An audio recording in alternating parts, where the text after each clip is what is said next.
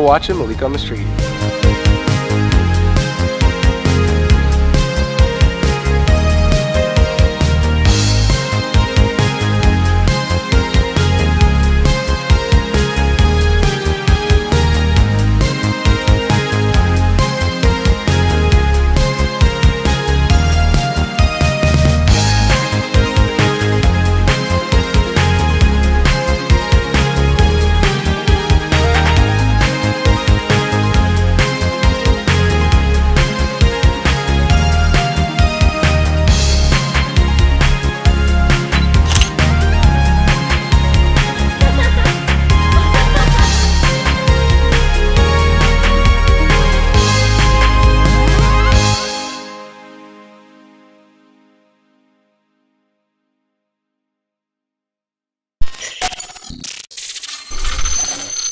Good morning, Gregory High. I'm Lauren Bennett. I'm Malik Lothery. I'm Blaise Omakoa. And I'm Catherine Swartz. Today is Friday, May 25th. Today on JNN, we look at how students can become more involved on national and local issues. We open up a discussion to both sides of a common issue. And we wrap up the spring varsity sports season. All this and more on today's JNN. With the fatal school shooting at Santa Fe High School in Texas last week, gun violence, especially at schools, has become a recurring conversation among people of all ages over the past year. Students across the nation are split on the issue, with some calling for immediate gun reform, while others believe that the problem cannot be solved through gun reform. JNN decided that students from both sides should be brought together to discuss differences and see if there was any understanding from one side to the other. Here is Common Ground. We brought together 6 students to discuss their views regarding gun control and how we, as students, can make our society better as a whole. How do you feel about gun control? It's all on the finger. Elaborate on that. What do you mean that it's all on the finger? It's all on the finger. A gun can't do anything unless you pull the trigger, so it's all on the finger. It's all in the finger, you're right, but it needs to be, we need to give guns to the people who are able, and we need to train them well. We need to give them licenses and like safe places to put these, and like where they can't be used improperly.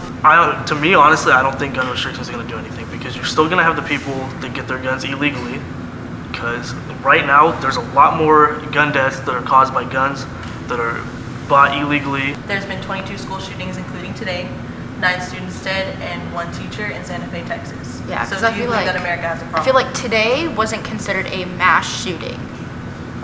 How much more does it take for it to be considered a mass shooting? Like, I feel like people died, even if it wasn't like a massive amount. You still have to take into consideration that these are children that will never get to see their parents again. Like, they were lives lost. It doesn't matter how many there were. Like, how do you predict people are going to have an outbreak 10 years from now?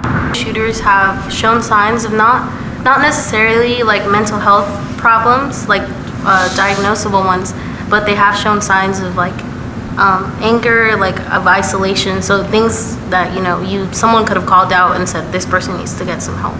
So And that's a people problem, not a gun problem. Yeah. It's not the gun's fault that someone who's depressed and angry is being bullied by everyone and no one's saying a thing about it. It's not the gun's fault. But having guns available is enabling the people to do that. Like, they're able to obtain them and then commit mass shootings. Okay, then let's say we get rid of all guns. What are they going to use next? I mean, obviously, there's never going to be like a day where people don't die, but and someone doesn't commit murder. But I feel like the number would go significantly down if guns weren't being so easily obtained. Because guns, you can kill like Yeah. hundreds of people like quick. If the next thing would probably be like a knife or something, then what? You stab one kid, you stab another kid.